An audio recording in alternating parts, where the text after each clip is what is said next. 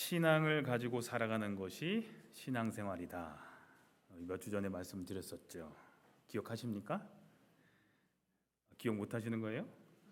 우리의 삶을 신앙으로 살아야 하고 신앙을 가지고 우리의 삶을 살아가야 한다라고 말씀드렸습니다. 그래야 우리 삶의 온갖 어려움과 고난과 문제들을 신앙으로 극복해 나갈 수 있기 때문입니다.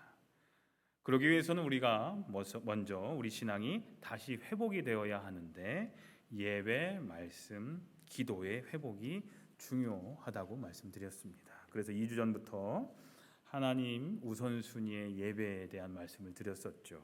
하나님 중심의 예배는 나를 위한 것이 아니라 누구를 위한 것이라고요? 하나님에게 있다라는 거죠. 하나님 우선순위, 하나님 중심의 예배를 우리가 해야 된다고, 회복해야 된다고 말씀을 드렸습니다.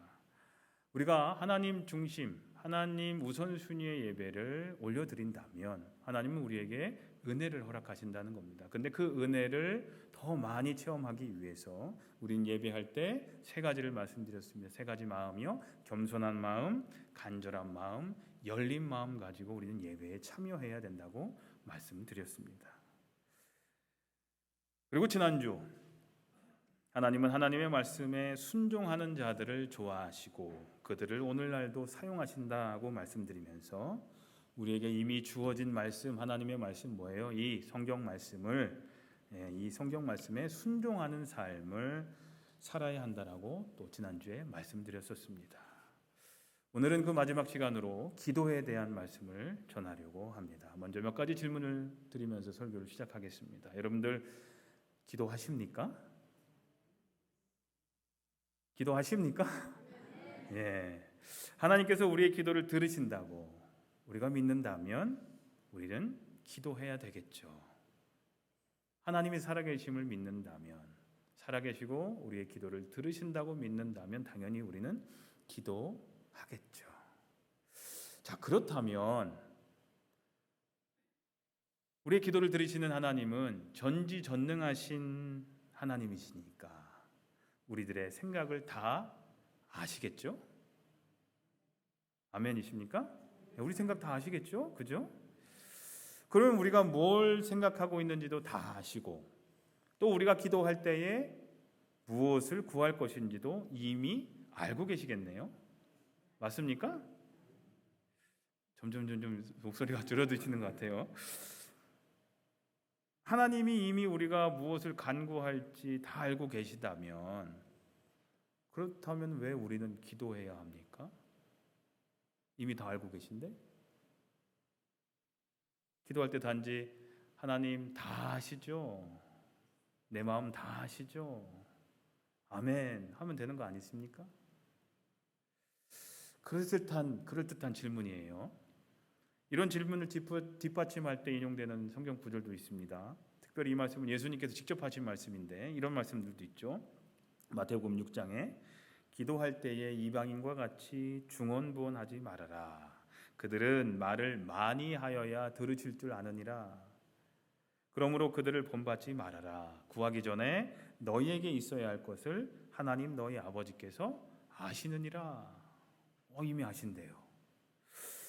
마태복음 6장 31절에서 33절에 보면 염려하여 이르기를 무엇을 먹을까 무엇을 마실까 무엇을 입을까 하지 말라. 이는 다 이방인들이 구하는 것이라. 너희 하늘 아버지께서 이 모든 것이 너희에게 있어야 할 줄을 아시느니라. 그런즉 너희는 먼저 그의 나라와 그의 의를 구하라. 그리하면 이 모든 것을 너희에게 더해 줄 것이다 라고 말씀하셨습니다. 뭘 마실까 뭘 입을까 뭘 먹을까 다 알고 계시다는 거예요. 이 말씀들만 따로 떼어서 읽다 보면요, 구체적으로 기도할 필요가 없다라는 생각도 하게 됩니다. 하나님이 이미 다 알고 계시니까요. 그런데요, 우리는 예수님께서 하신 이 말씀을 전체 문맥 안에서 그 뜻을 살펴봐야 합니다. 한 말씀만 딱 떼가지고 그 말씀만 가지고 이거 이런 뜻이다라고 하면 오해하는 경우가 많습니다. 전에 무슨 얘기가 나왔는지 후에 무슨 얘기가 이어지는지를 다 같이 봐야만 그 문맥 속에서 그 말씀의 뜻을 참뜻을 알 수가 있거든요. 첫 번째 말씀은 기도할 때에 중언부언, 중언부언이 뭐예요? 똑같은 말을 간절한 마음 없이 기계적으로 반복하는 것, 그것을 하지 않아도 되는 이유를 설명하시면서 하신 말씀이 첫 번째 말씀이셨어요.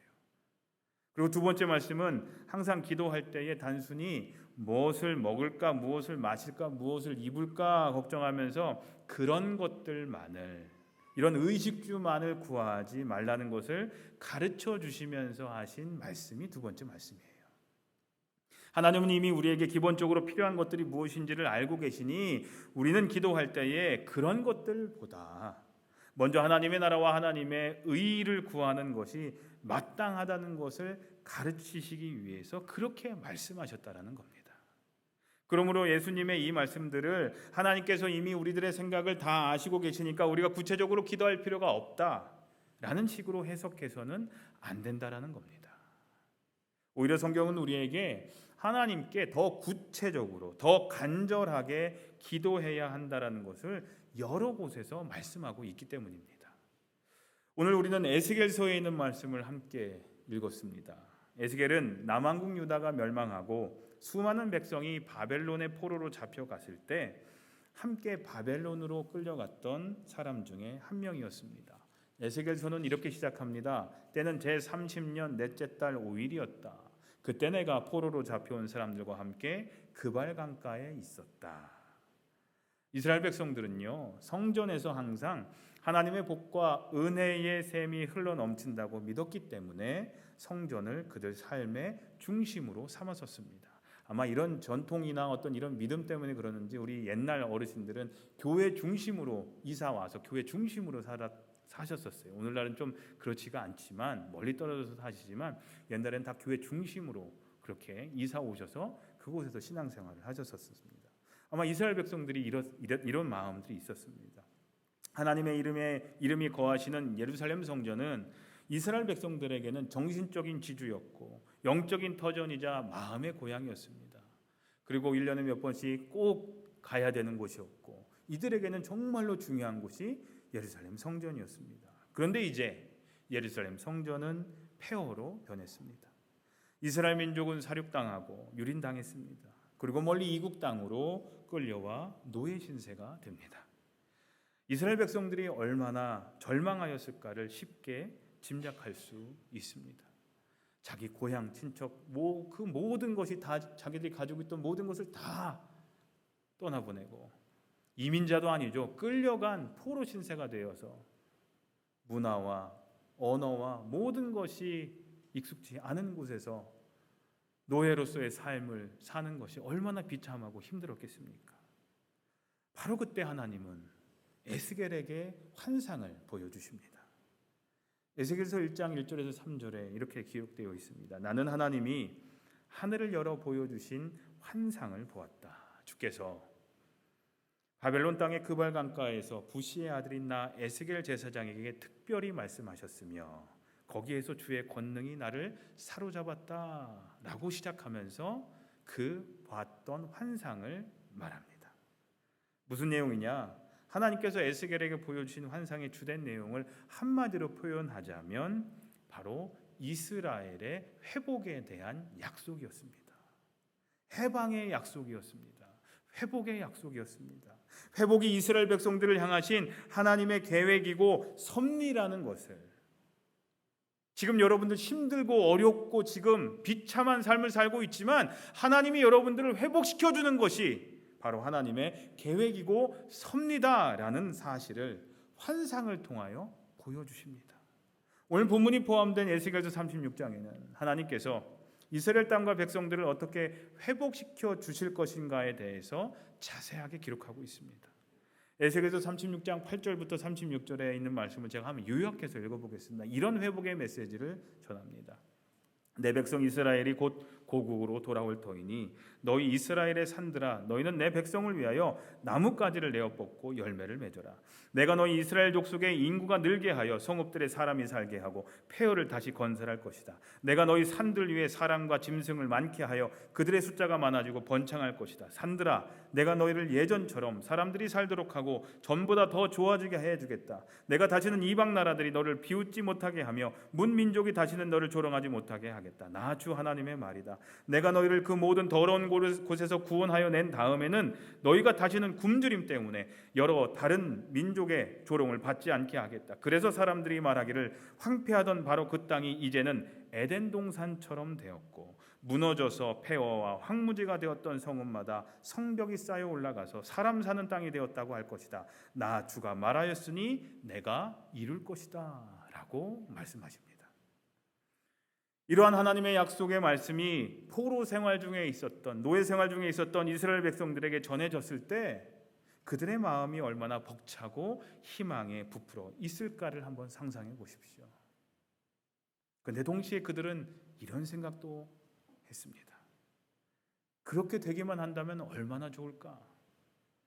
그러나 그러한 일들이 어떻게 이런 비참한 상황 가운데서 일어날 수 있을까? 그것은 거의 불가능한 일이다 라는 생각들을 합니다. 하나님은 이스라엘 백성들이 그러한 생각을 아시고 에스겔서 37장 1절부터 10절에서 좀 더 극적으로 그들을 향하신 하나님의 계획을 선포하여 주십니다. 이것이 우리가 잘 알고 있는 바로 에스겔의 마른 뼈 환상입니다. 그 환상, 마른 뼈 환상 다 아시죠? 주의 영이 나를 데리고 나가서 골짜기 한가운데 나를 내려놓으셨다. 그런데 그곳에는 뼈들이 가득히 있었다. 그것들은 아주 많이 말라 있었다. 그가 내게 말씀하셨다. 너는 이 뼈들에게 대언하여라. 그래서 나는 명을 받은 대로 대언하였다. 내가 대언을 할 때 무슨 소리가 났다. 보니 그것은 뼈들이 서로 이어지는 요란한 소리였다. 내가 바라보고 있으니 그 뼈들 위에 힘줄이 뻗치고 살이 오르고 살 위로 살갗이 덮였다. 그러나 그들 속에 생기가 없었다. 그때 그가 내게 말씀하셨다. 사람아, 너는 생기에게 대언하여 이렇게 일러라. 너 생기야, 사방에서부터 불어와서 이 살해당한 사람들에게 불어서 그들이 살아나게 하여라. 그래서 내가 명을 받은 대로 대언하였더니 생기가 그들 속으로 들어갔고 그래서 그들이 곧 살아나 제 발로 일어나서 서는데 엄청난 큰 군대였다. 이 환상을 보여주십니다. 아주 많은 마른 뼈가 큰 군대가 되는 것, 황폐했던 땅이 에덴 동산처럼 회복되는 것, 이것은 인간의 생각으로는 불가능한 일입니다. 그런데 하나님은 그 일을 이루실 계획을 갖고 계신다라는 메시지였습니다. 하나님께서 그러한 뜻과 계획을 갖고 계시니 반드시 이루어질 것이라는 말입니다. 하나님은 무에서 유를 창조하신 분이시고 능력에 한이 없으신 분이시기 때문입니다. 우리는 이러한 하나님을 전지전능하신 하나님이라고 부릅니다. 한번 따라해 보실까요? 전지전능하신 하나님. 모르는 것이 없으시고 못하실 것이 없으신 분이 바로 우리 하나님이십니다. 하나님께서 이런 일들을 이루어 주시겠다니 얼마나 기쁜 소식입니까? 마른 뼈와 같은 절망적인 상황에 있었던 백성들은 다시 큰 군대가 되는 소망을 가졌을 겁니다. 황폐했던 땅이 에덴 동산처럼 회복되는 소망을 가졌을 것입니다. 그런데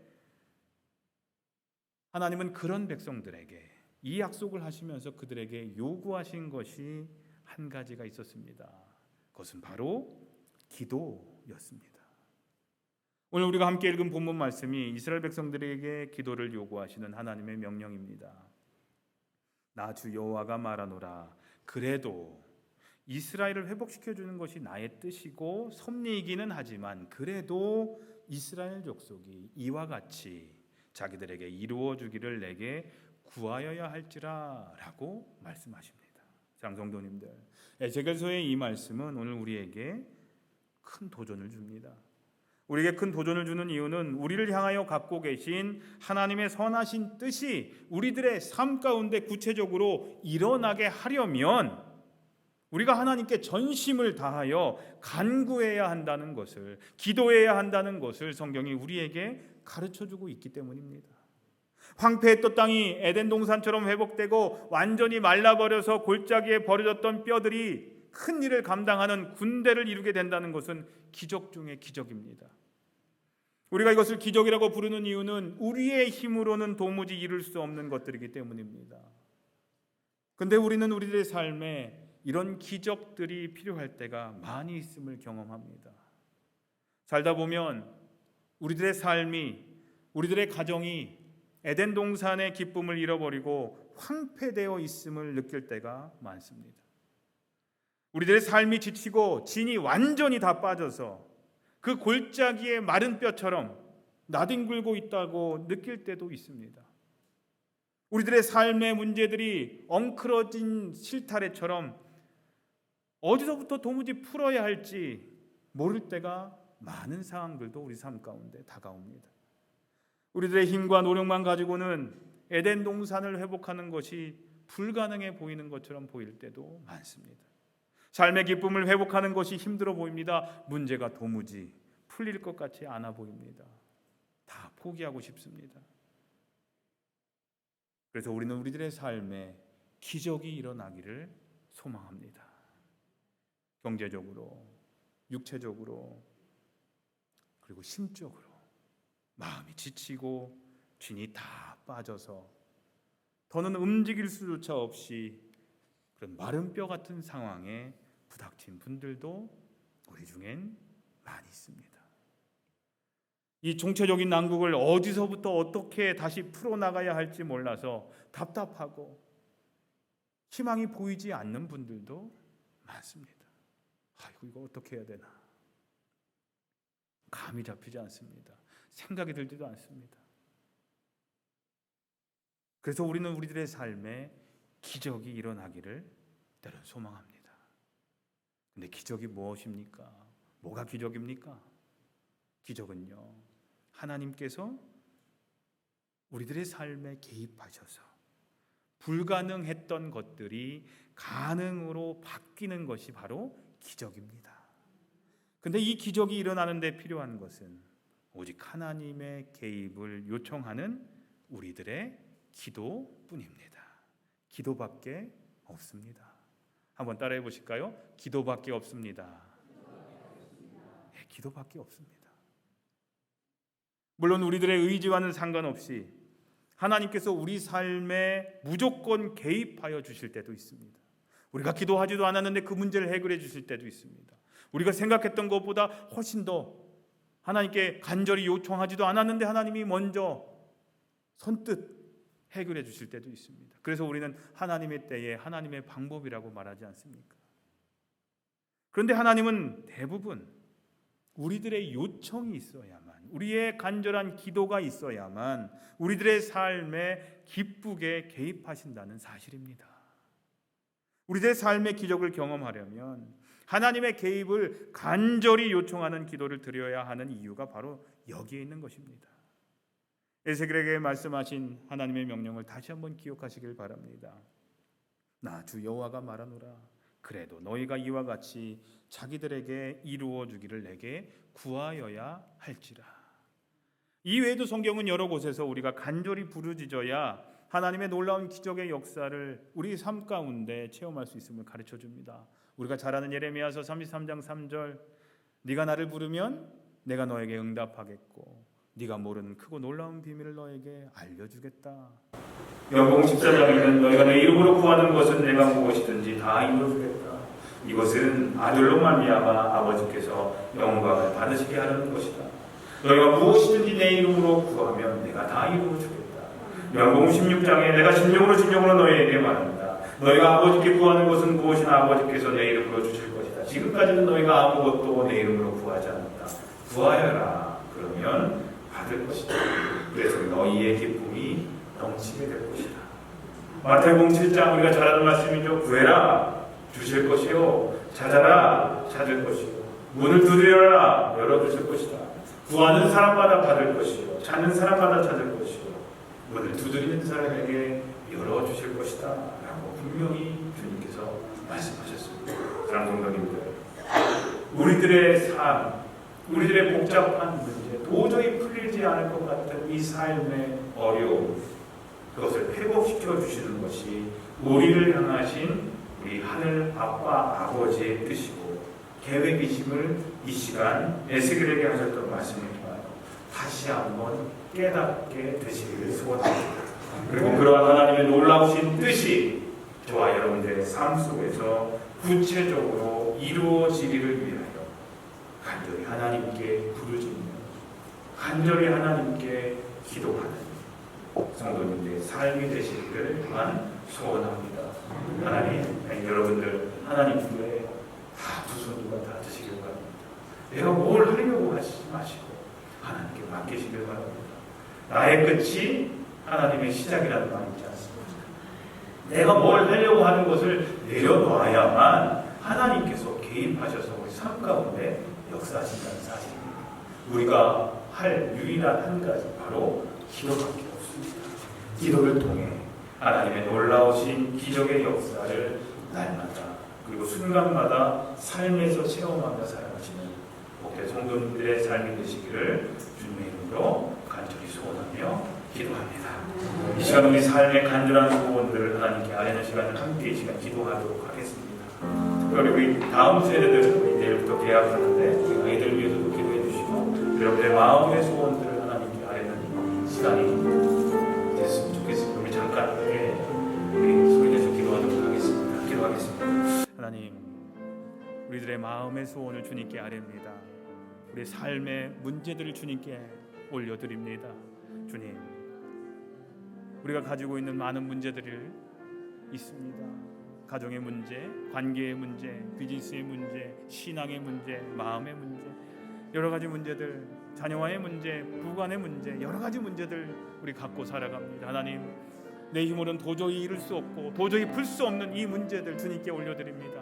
분명히 우리를 향하신 주님의 뜻은 회복이심을 하나님 저를 믿사오니 그 회복의 역사가 우리 삶 가운데 일어날 수 있도록 하나님 인도해 주시옵소서. 저들 기도하겠습니다. 주님께서 이루어 주실 때까지, 응답해 주실 때까지 포기하지 않고 기도하겠사오니 하나님 우리의 기도에 귀 기울여 주시고 우리를 불쌍히 여겨 주시옵소서. 하나님 간절히 원하고 바랍니다. 하나님 우리의 기도 가운데 하나님 역사해 주시옵소서. 회복의 역사, 회복의 영이 우리 삶 가운데 역사할 수 있도록 하나님 인도해 주시옵소서. 회복이 우리 삶 가운데 있게 해 주시옵소서. 정말로 눈물로써 기도하는 모든 기도의 제목들을 주님 아시오니 하나님의 때에 하나님의 방법으로 분명히 응답해 주시고 그 삶을 회복시켜 주시옵소서. 하나님 함께해 주시옵소서.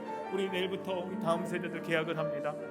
그 자녀들이 하나님 좋은 선생님, 좋은 친구들 만나서 그리스도인으로서 좋은 영향력을 주고받을 수 있는 그런 학교 생활할 수 있도록 인도해 주시옵소서. 안전을 지켜주시고 저들이 정말로 그리스도인으로서 세상에서 빛을 발할 수 있는 자녀들로 성장할 수 있도록 하나님 인도해 주시옵소서. 저들의 삶이 자라면서 지혜도 자랄 수 있도록 인도해 주시고 하나님 안에서 믿음이 성장할 수 있는 귀한 우리 다음 세대들이 되게 하셔서 그 다음 세대들 통해서 이 민족을 이끌고 이 땅을 이끌 귀한 요셉과 같은 이 에스더와 같은 이들이 드러날 수 있도록 나타날 수 있도록 자라날 수 있도록 하나님 우리 다음 세대들에게 하나님 은총으로 함께해 주시옵소서. 그들의 삶을 주님께 맡기며 저들 기도하겠습니다. 하나님 우리 배단위가 더욱더 기도하는 교회가 되게 해 주시옵소서. 우리 배단위의 기도의 재단의 불이 꺼지지 않는 재단이 될 수 있도록 하나님 인도해 주시고 더 기도하고 사모하는 이들이 더 기도하는 이들이 더 늘어나는 교회가 되게 해 주시옵소서. 기도로서 하나님의 놀라우신 역사를 경험할 수 있는 그런 참된 교회가 될 수 있도록 하나님 함께 해 주시옵소서. 하나님 저희를 불쌍히 여겨 주시옵소서.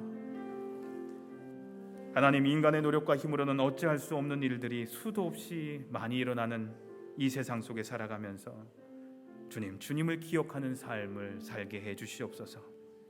치유의 하나님, 회복의 하나님을 바라보는 삶을 살게 해 주시옵소서.